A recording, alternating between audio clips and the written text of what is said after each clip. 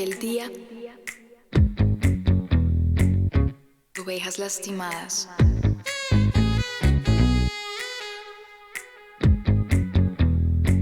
Remanente. Una nación. El Señor reinará sobre ellas desde ahora y para siempre.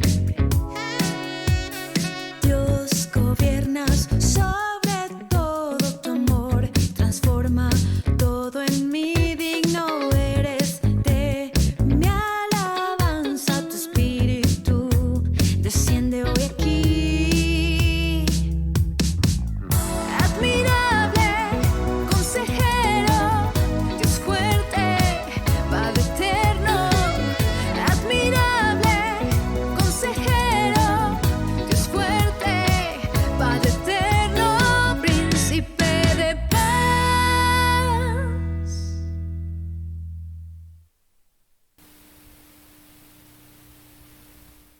Y buenos días a todos los papás, todos los sacerdotes de la casa.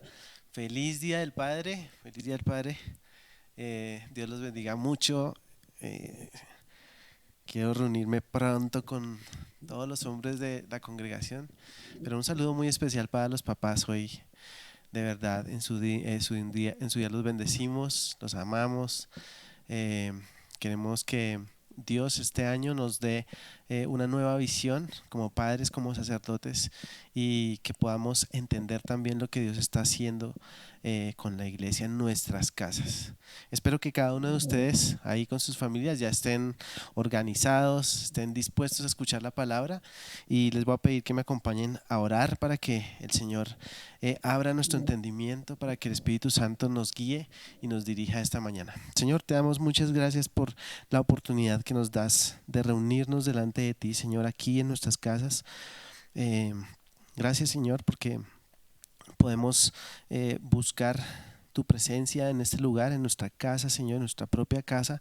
Te damos gracias porque hemos podido disfrutar la adoración para ti, Señor. Hemos podido cantarte y ahora nos disponemos a escuchar tu palabra. Te pedimos en el nombre de Jesús que quites de nuestra mente todo distractor, también todo estupor, todo aquello que no nos quiere dejar entender lo que tú nos quieres enseñar esta mañana, Señor. Yo te pido en el nombre de Jesús que nos guíes, Espíritu Santo.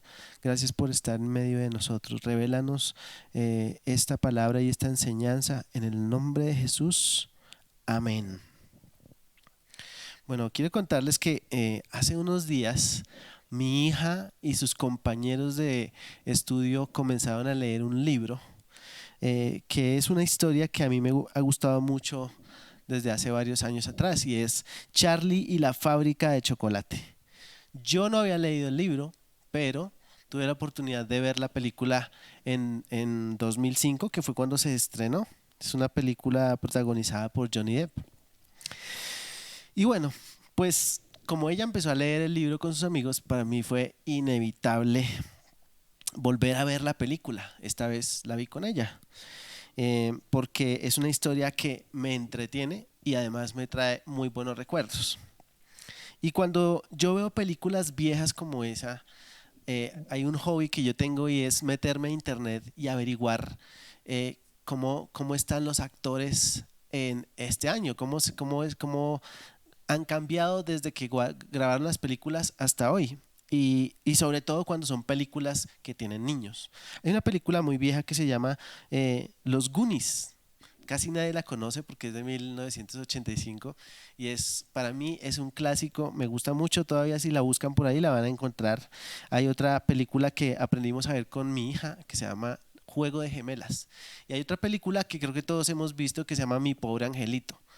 Y esas películas tienen actores que son niños, entonces para mí es muy divertido a veces meterme a internet, cada vez que yo veo una película de esas, meterme y ver qué pasó con los actores a través de los años. Y como Charlie y la fábrica de chocolate se grabó en 2005, pues ya a estas alturas han pasado 15 años, entonces me dieron ganas de entrar y mirar otra vez cómo estaban esos actores, qué ha pasado con estos actores desde que se grabó hasta el día de hoy. Eh, Tal vez recuerden los abuelos del protagonista. Bueno, pues ellos ya no están acá, ya murieron. Y los niños, los que eran unos niños, ya no son unos niños. Sufrieron serios cambios de adolescencia y ahora son adultos. La mayoría de ellos tienen entre 20 y 25 años en este momento. Entonces, pues algunos de ellos han cambiado su aspecto en gran manera y otros no tanto. De todos los actores que vi, creo que el cambio que más me impactó fue el de Johnny Depp. Él tiene alrededor ahorita de como 60 años, algo así, no sé. Y definitivamente el tiempo ha hecho un cambio muy fuerte en su físico. Muchos actores y cantantes nos han sorprendido con las diferentes transformaciones que han hecho en su vida. Y tal vez ustedes recordarán algunos de ellos. Esos personajes como los que vimos en Mi Pobre Angelito, hoy en día pues han pasado muchos años y su vida, su cuerpo, su físico, su mentalidad, todo ha sido cambiado, ha sido transformado. Entonces, algunos de ellos pues han tenido cambios para bien y otros para mal. Algunos de ellos se posicionaron y tuvieron la oportunidad de elevar sus carreras hasta el punto más alto, ¿sí?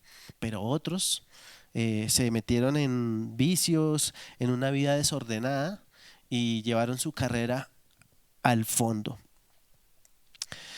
El tiempo pasa y los cambios son inevitables en la vida de cualquier mortal. Entonces, algunos de nosotros se nos aumentan los kilos, ¿cierto? Algunos aumentamos los kilos, otros disminuimos los kilos, algunos con la edad se ponen más flaquitos. Ese todavía no es mi caso, lastimosamente. Otros cambian el color de su pelo, ya sea porque se tinturan o porque la edad no les da para tener un color diferente al blanco, ¿cierto? Entonces siempre vienen los cambios y a los otros la piel se les llena de arruguitas. A unos nos toca más despacio y a otros más rápido.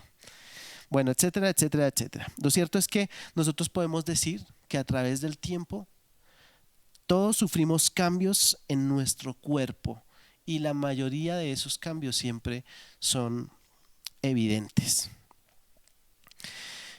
Hoy comenzamos el capítulo número 12 de Romanos. Entonces yo les voy a pedir que me acompañen ahí, capítulo 12 de Romanos.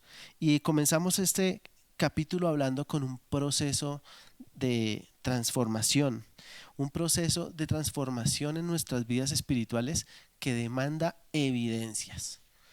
Tal cual como ocurre con los actores de una película, con el paso de los años, el cristiano a lo largo de su caminar, de su andar en los caminos del Señor, debería dar evidencias de algún tipo de transformación, porque de eso se trata la vida cristiana. No es normal tener una vida cristiana estancada. No es normal tener una vida cristiana sin fruto. No es normal que los años pasen y que los cambios que el Espíritu Santo haya hecho en nosotros no se manifiesten de ninguna manera. No es normal sentirse atascado en la vida cristiana. Eso no es normal. Y después de que nosotros tuvimos la oportunidad de examinar los primeros 11 capítulos de la carta a los romanos, con menos detalle del que me hubiera gustado a mí revisarlos, pues Pablo nos muestra en este capítulo las implicaciones prácticas de la nueva vida en Cristo. Dicho de otra manera, ya vimos la teoría, ya vimos toda la teoría, ahora vamos a hablar de la práctica. Hemos entendido que estábamos apartados de Dios, ¿cierto? Y que Dios nos justificó por la fe. Hemos comprendido cuál es nuestro lugar en el plan de Dios, ese plan de salvación que Él diseñó. Hemos reconocido que tenemos acceso a las promesas del Señor simplemente porque a Dios le plació así. Hace 15 días, de hecho, estuvimos estudiando y observando en el capítulo 11 que nosotros, los gentiles, somos ramas injertadas en el olivo del pueblo escogido de Dios. Ese olivo que se llama Israel. Y todo esto, como digo yo, porque el balón pegó en el palo. Vimos que el Señor provocó a celos al pueblo de Israel con nosotros los gentiles y gracias a Dios gracias a ese palazo, es que nosotros tenemos y somos herederos de la promesa que se le dio a Abraham por la fe.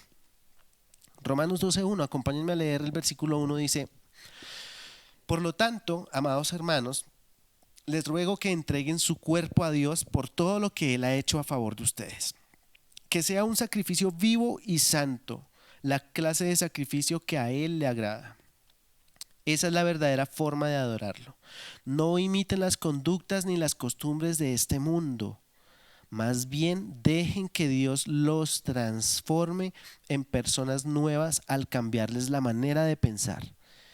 Entonces aprenderán a conocer la voluntad de Dios para ustedes, la cual es buena, agradable y perfecta. Y hoy vamos a estudiar solo esos 2 versículos. Bueno, la Reina Valera dice: así que, hermanos, os ruego por las misericordias de Dios. Y cuando dice así que, o como dice acá en la NTV, dice por lo tanto, denota que estamos continuando un tema, no estamos empezando un tema de cero, sino que venimos en continuación de lo que ya habíamos hablado. Hace 15 días estuvimos viendo todo el plan de Dios con el pueblo judío, con el pueblo de Israel y también con nosotros. Y cómo nosotros por su misericordia estamos dentro del plan de salvación. Estamos dentro de la promesa. Entonces dice, por lo tanto, y aquí en Reina Valera dice: así que, hermanos, os ruego por las misericordias de Dios que presentéis vuestros cuerpos en sacrificio vivo, santo, agradable a Dios, que es vuestro culto racional. Dice el versículo 2 en la Reina Valera: no os conforméis a este siglo, sino transformaos por medio de la renovación de vuestro entendimiento. Hoy quise usar también la Reina Valera e incluso voy a mencionar la Biblia textual porque me llama mucho la atención cómo cambian, cómo interpretan las palabras. En la NTV dice en el primer versículo: todo lo que Él ha hecho a favor de ustedes. Bueno, en la Reina Valera y en la Biblia textual habla de las misericordias. Entonces, todo lo que Dios ha hecho por nosotros son esas misericordias. Y en el versículo 2 en la Biblia textual dice: no os adaptéis a este mundo, sino sed transfigurados por la renovación de la mente, para que discernáis cuál es la buena, agradable y perfecta voluntad de Dios. Y la palabra usada en el griego para transformar, para transformados y para transfigurados es la misma, y es metamorfó o metamorfosis en español. Y este es el título de nuestro mensaje hoy: metamorfosis. Bueno, todos sabemos que la metamorfosis es un proceso biológico en el que una oruga o un gusanito, una oruga, se convierte en una mariposa. Para el caso de la mariposa, hay otras especies que también sufren metamorfosis, pero creo que estaremos de acuerdo en que siempre que pensamos en esa palabra nos acordamos de cómo la oruga se vuelve una crisálida y después de la crisálida sale una hermosa mariposa. Y ese es un proceso de metamorfosis. Y Dios tal vez nos dejó allí la vida de la mariposa para entender también lo que debe pasar con nosotros una vez que conocemos a Cristo. Y hoy quiero que revisemos 4 palabras que me llaman la atención y que quiero que revisemos como la base de nuestra transformación espiritual. Y la primera era la que les mencionaba antes, que es misericordia, las misericordias de Dios.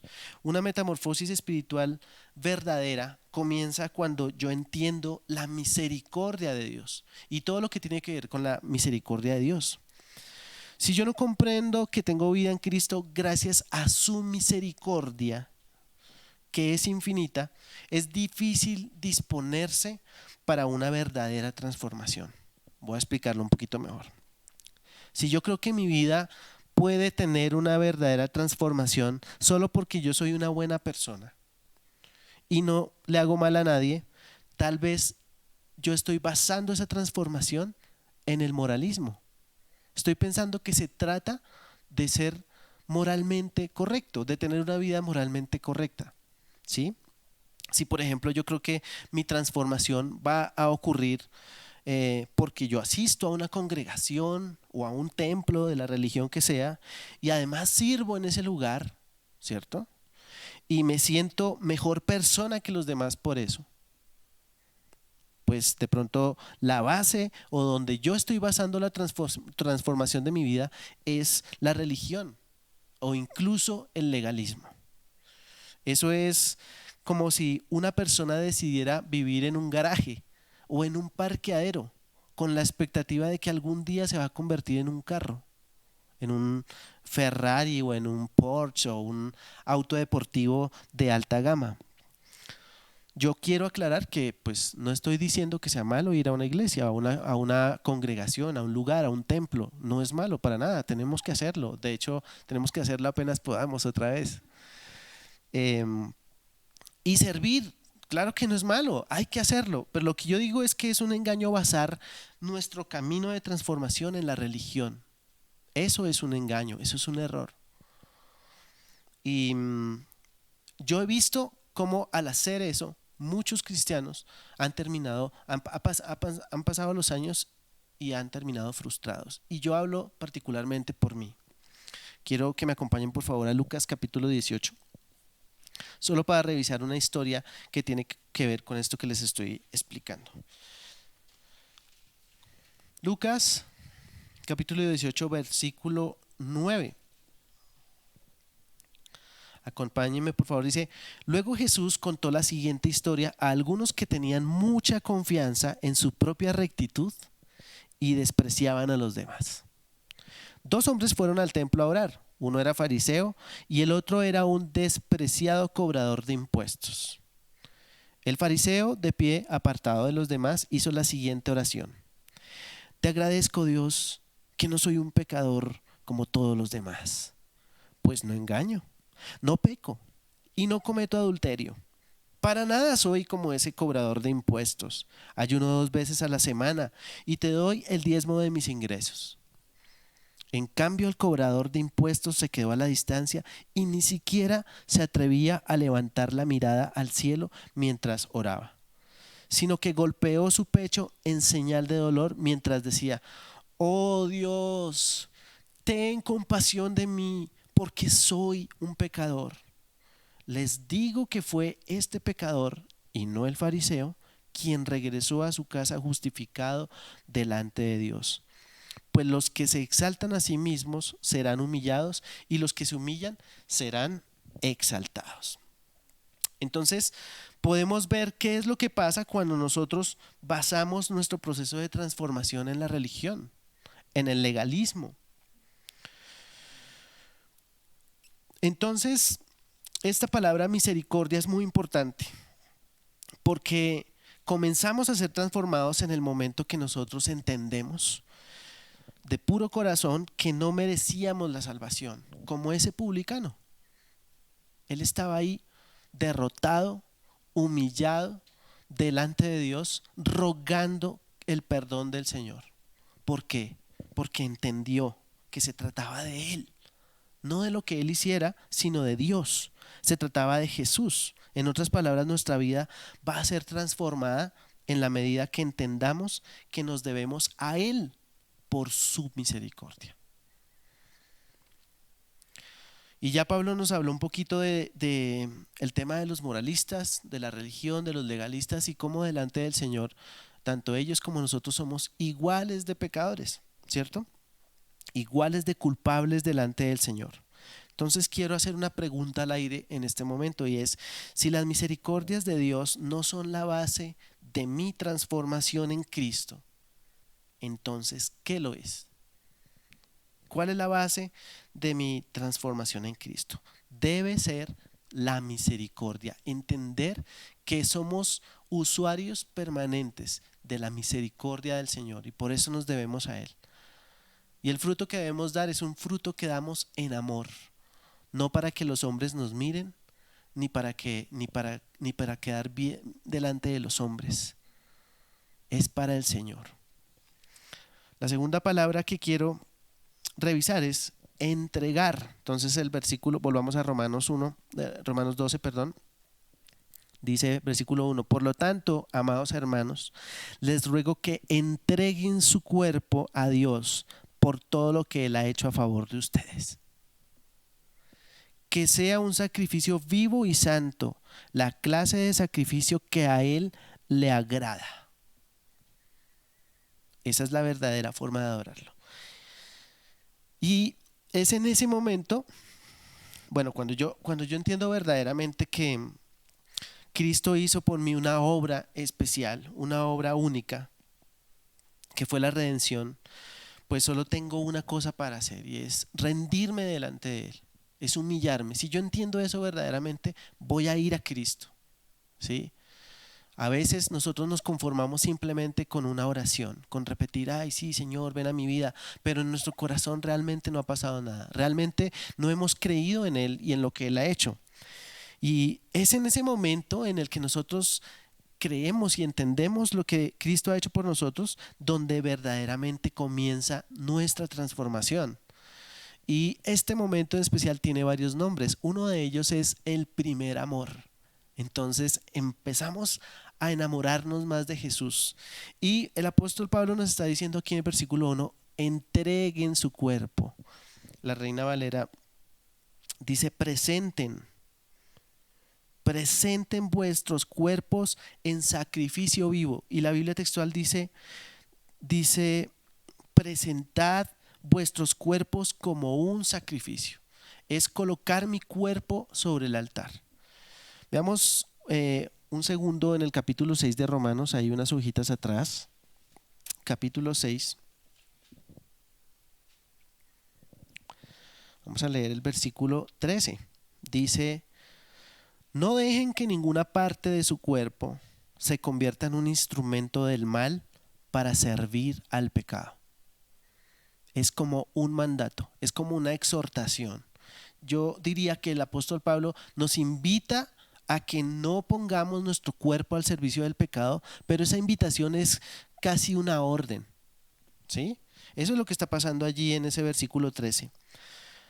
Esto es porque el cristiano está llamado a entregar su cuerpo por completo a Dios. Y aquí en el versículo 1 del capítulo 12 nos está diciendo otra vez lo mismo, pero de la manera contraria. No dice que no entreguemos nuestros cuerpos al pecado, sino que entreguemos todo nuestro cuerpo como un sacrificio vivo y santo. Un predicador que escuché en estos días hablando de este tema y de este versículo en particular dijo lo siguiente: en las escrituras el cuerpo no es importante por la forma en que se ve. En las escrituras el cuerpo es importante por la manera en que actúa. Y eso me llamó la atención. Y yo creo que está bien no descuidar el cuerpo, es decir, la parte física, ¿sí? De hecho, empezamos la introducción de este tema hablando de los cambios físicos de los artistas y de los cantantes y de todo eso, como algunos de ellos nos pueden inspirar, ¿cierto? Algunos de ellos se ven tan bien o lucen tan bien que nos llama la atención a nosotros también como ser como ellos, ¿no? O hacernos el mismo corte de un actor o de un cantante, o ponerse el mismo piercing o hacerse el mismo tatuaje, qué sé yo. Entonces yo creo que está bien no descuidar la parte física de nuestro cuerpo, hay que cuidarlo, hay que bañarse, hay que cortarse el pelo, hay que perfumarse, eso está bien, sobre todo si uno es soltero. Y porque además nosotros somos templo del Espíritu Santo. Yo creo que eso está bien hacerlo. Sin embargo, Dios no está demandando belleza física. Más bien Dios quiere que nuestro cuerpo, atención con esto, sea un modelo de su misericordia. Y a la vez un instrumento de justicia. Eso es lo que Dios quiere, eso es lo que Dios nos pide. Dicho de otra manera, que nuestro cuerpo sea una evidencia visible de que vivimos para Dios.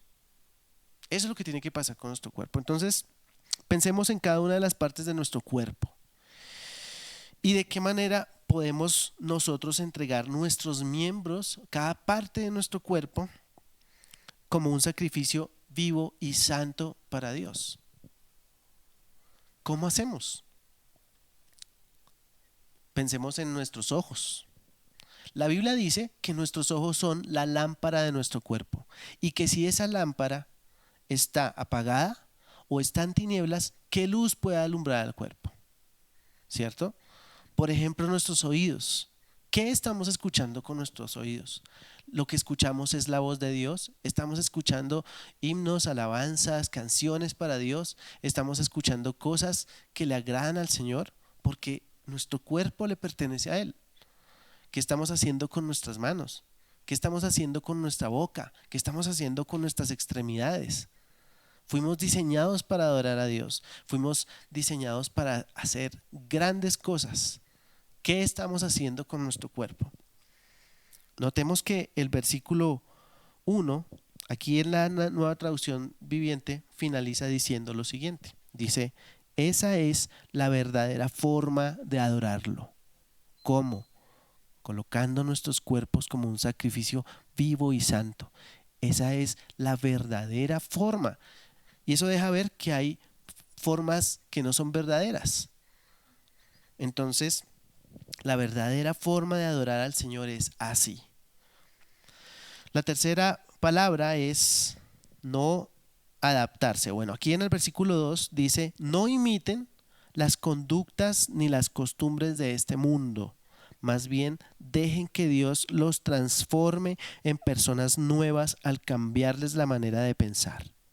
Entonces entonces aprenderán a conocer la voluntad de Dios para ustedes, la cual es buena, agradable y perfecta. En la Biblia textual dice, y no os adaptéis a este mundo, sino sed transfigurados. Otra versión dice, no se amolden a este mundo. No se amolden a este siglo. Quiere decir que nosotros ahora entendemos que no somos de este mundo y que no debemos tratar de encajar en el molde del mundo. Pueda que nos llame la atención cómo se viste o cómo se corta el cabello un cantante que admiramos o un artista o qué sé yo, hasta un predicador, ¿cierto? Pero no se trata de amoldarse al molde de este mundo. Necesitamos entender que nosotros somos de un molde diferente, un molde de luz. Hace 8 días mi esposa habló de que somos hijos de luz y nos dio buenas herramientas y buenos versículos para entender cómo es un hijo de luz, qué es ser un hijo de luz. Allí podemos revisar ese mensaje. Los que no lo han visto, se los recomiendo. Estuvo muy, muy, muy chévere. Así que organizar nuestras vidas sin tener en cuenta a Dios y su palabra es vivir la vida que viven los incrédulos. Es lo mismo, es imitar las conductas y costumbres de este mundo, al cual nosotros ya no pertenecemos gracias a nuestro Señor Jesucristo. Entonces el apóstol dice, no se amolden, no se adapten, no se conformen a la manera de pensar de este siglo. No se conformen a eso. Acompáñenme por favor a Efesios capítulo 4, versículo 20. Efesios 4. Vamos a leer desde el 20. Dice lo siguiente. Dice, pero eso no es lo que ustedes aprendieron acerca de Cristo. Ya que han oído sobre Jesús y han conocido la verdad que procede de Él, desháganse de su vieja naturaleza pecaminosa. Yo diría, desháganse del molde del mundo y de su antigua manera de vivir, que está corrompida por la sensualidad y el engaño.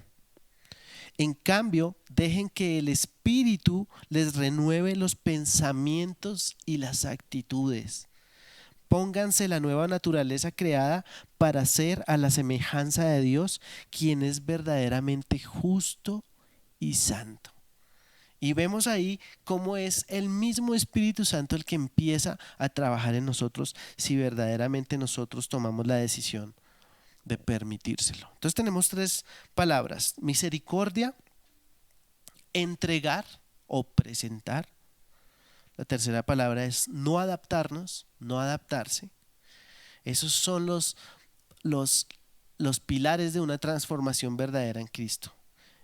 Y justamente la cuarta palabra es transformarse.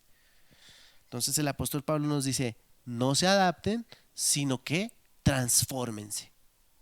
Transfórmense. Me acabo de acordar de una serie de mi infancia que se llamaba Transformers.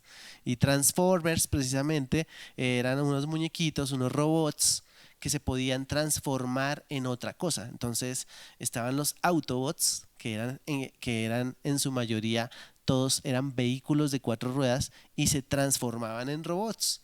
Y estaban los Decepticons, que casi todos eran máquinas voladoras, aviones, helicópteros, y también se transformaban en robots. Bueno, esta palabra transformar quiere decir que algo cambia de forma.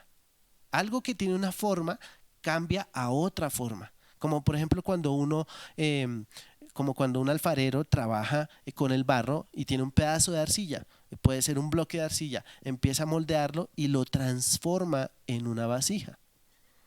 Algo así.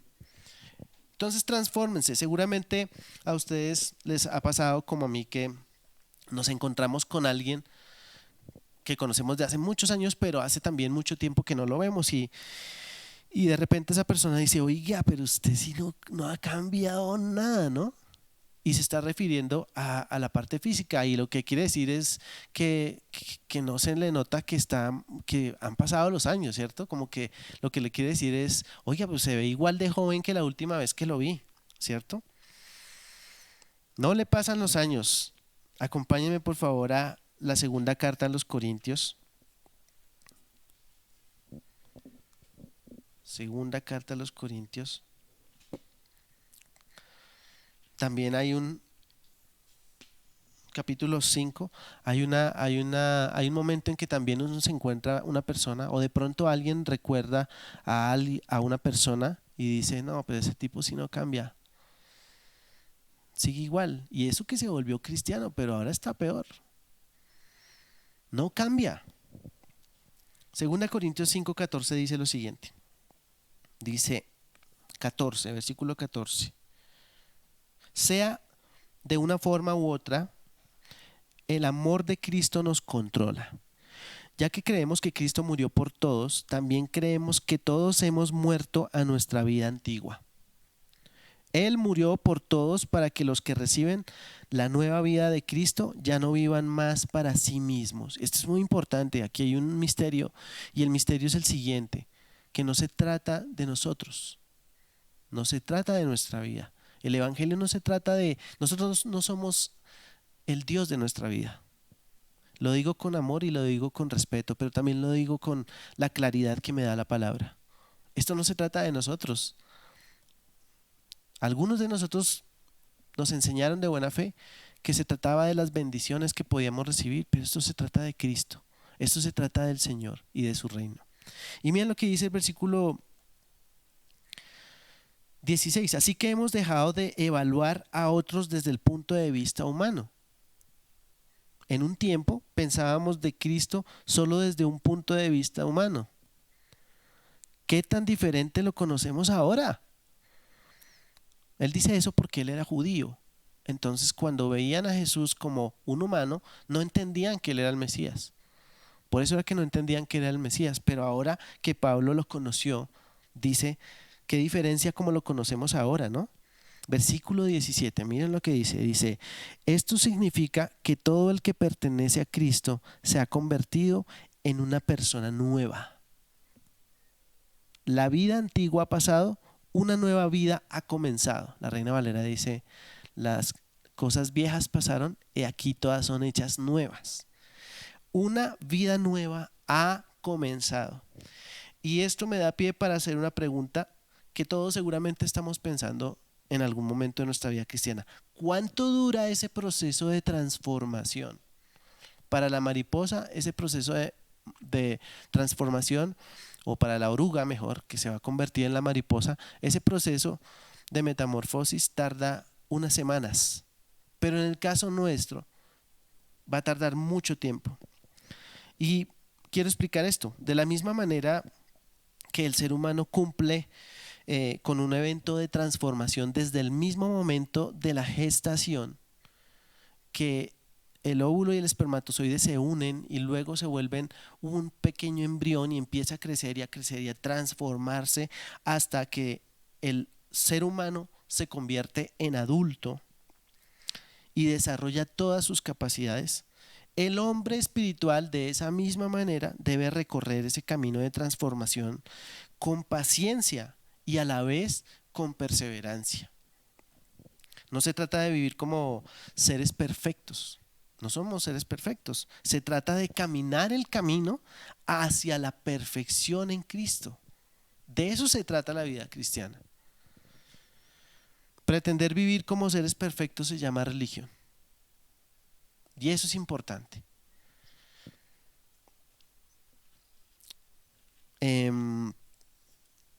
Somos transformados por medio de la renovación de nuestra mente. Miremos ahí otra vez en Romanos.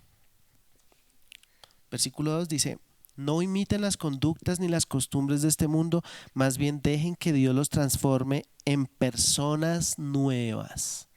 O sea, ahí es donde mencionamos el nuevo nacimiento. Nuevo nacimiento. Y dice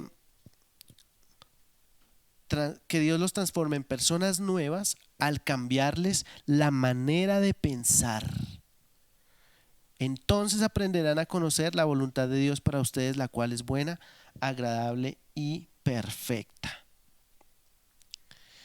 La Biblia textual dice: por la renovación de la mente, para que discernáis cuál es la buena, agradable y perfecta voluntad de Dios.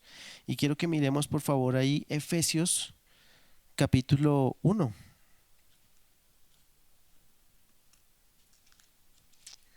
Efesios 1, versículo 15. Miren lo que dice,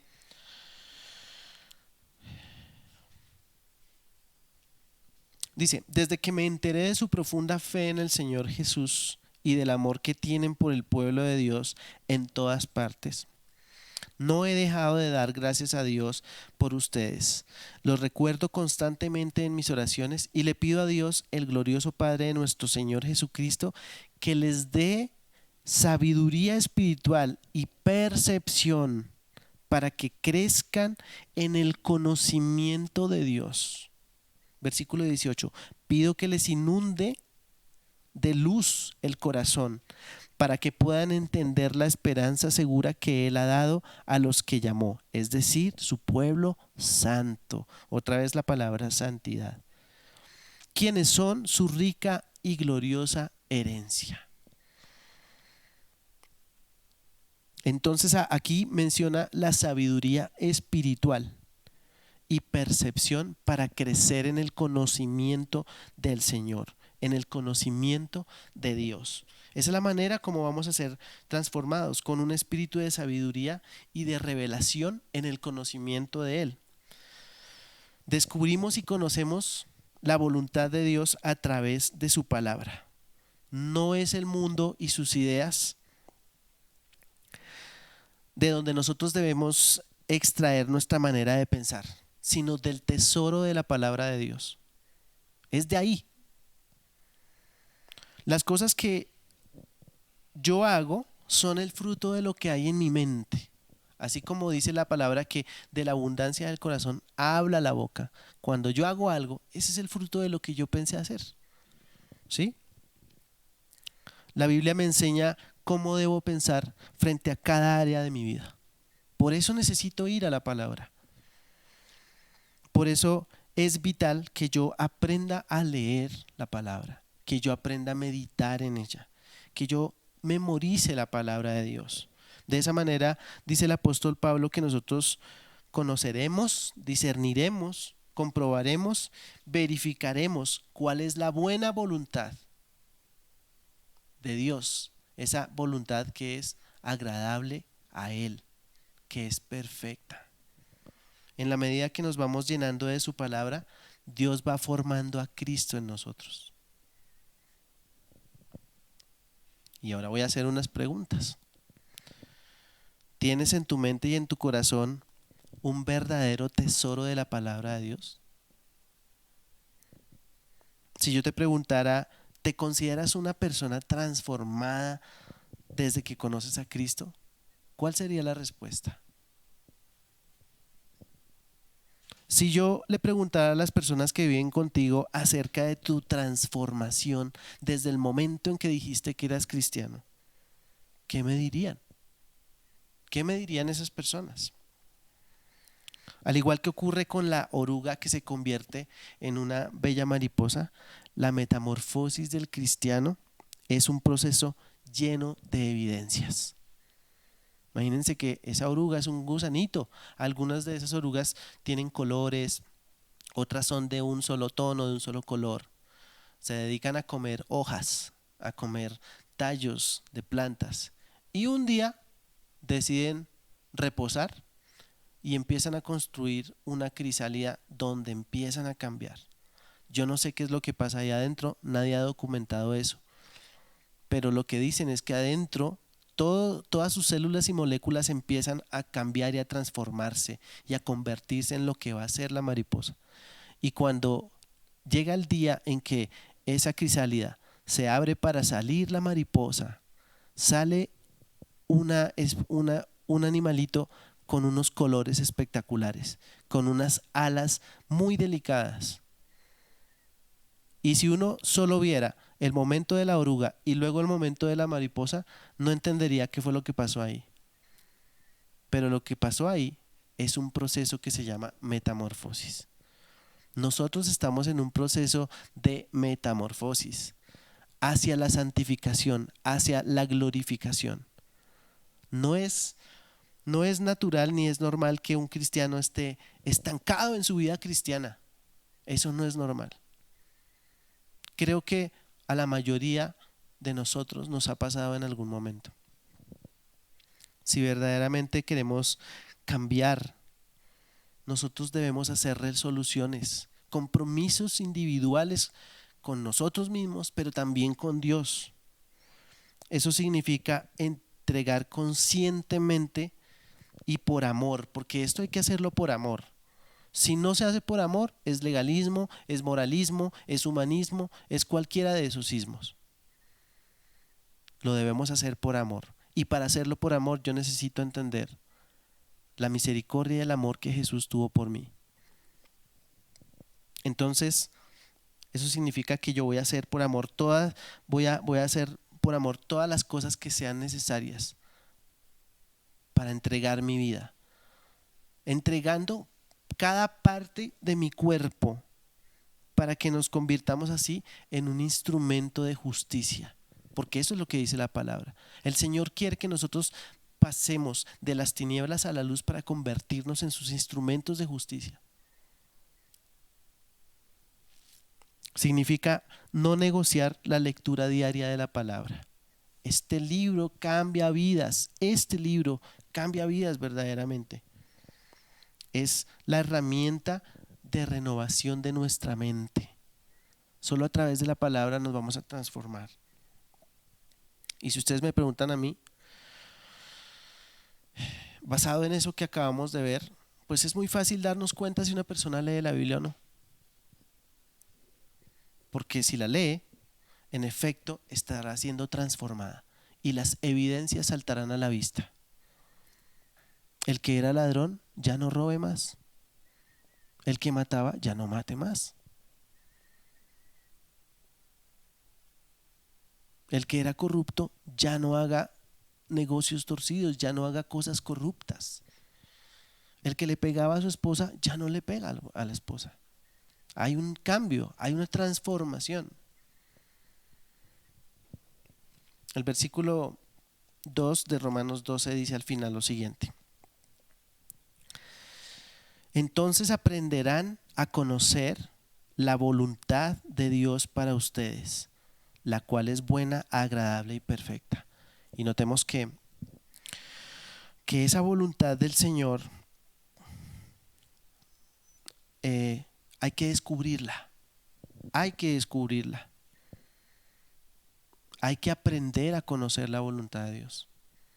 Eso es lo que dice el apóstol. ¿Cuánto dura el proceso de transformación para nosotros? Pues como decía el apóstol, ahora tenemos una nueva vida. Hemos nacido de nuevo. Algunos dicen, no, es que ahora que estoy en Cristo, nueva criatura es, las cosas viejas pasaron, entonces ya, me transformé de un día para otro. Eso no es cierto. Lo que está diciendo el apóstol es que a partir de hoy que conocí a Cristo, yo nazco de nuevo, me convierto en ese bebé. Y entonces comienzo mi camino de transformación hacia la madurez en Cristo. Eso es lo que está diciendo el apóstol. Es un proceso, es el inicio de una nueva vida. Es el inicio de un nuevo tiempo para nosotros. No importa si tú conociste a Cristo a los 20 años o a los 19 como yo, o si tienes 60 y acabas de conocer a Cristo. Eres un bebé espiritual. Pero si ya llevas en Cristo 10, 15 años, 20 años, se supone que tienes la madurez de alguien de 20 años. Y eso quiere decir que necesitamos examinarnos. Pero eso es tema de nuestro próximo mensaje. Yo quiero pedirles que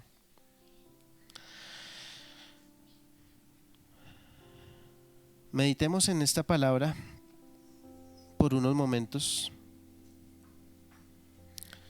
que cerremos nuestros ojos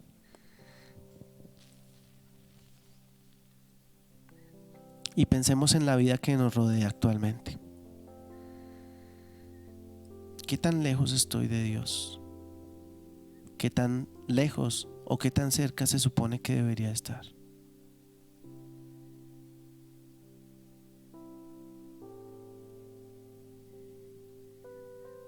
Quiero que pensemos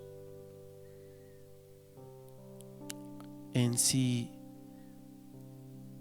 entendemos qué ha pasado con nuestra vida, si verdaderamente sentimos que hemos cambiado, que Jesús nos ha transformado por medio de su Espíritu, si sentimos que verdaderamente pensamos muy diferente a como pensábamos antes gracias a la palabra de Dios, o más bien hemos tratado de encajar en el molde de este mundo.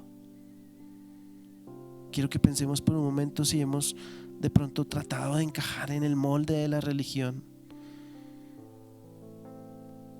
simplemente para encajar socialmente. Quiero que nos preguntemos si las decisiones que hemos tomado en nuestra vida están de acuerdo con el plan que Dios tiene para ti, para mí.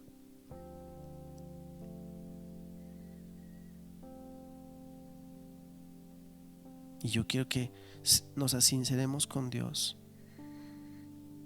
porque hoy es importante entender su misericordia. Hoy es importante entender que por su misericordia nuestra vida puede ser maravillosa. Nuestra vida puede estar llena de fruto.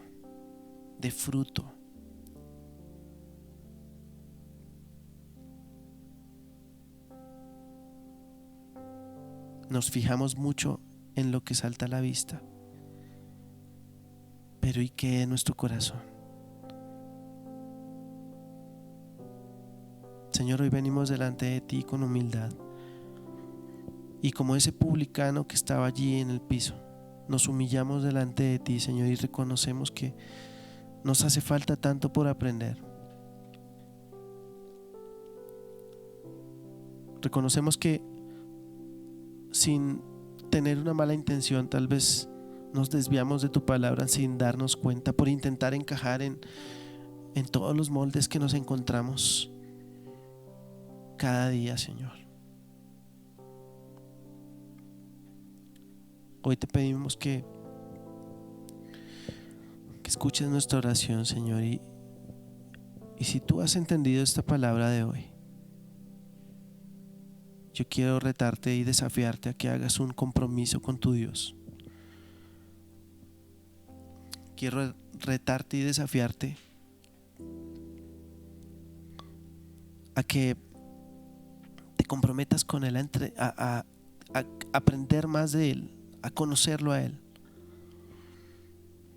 Quiero retarte a que entregues tu vida, tu cuerpo, cada parte de tu cuerpo como un sacrificio vivo y santo,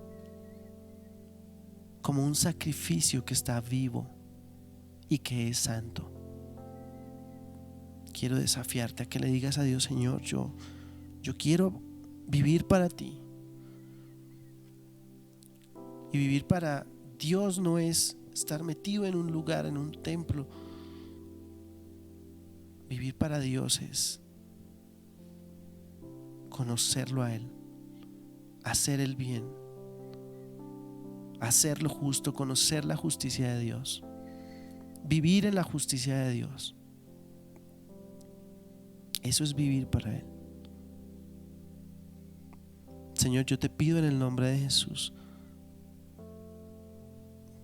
que tú nos enseñes y nos ilumines el camino a través de tu palabra, Señor, que podamos ver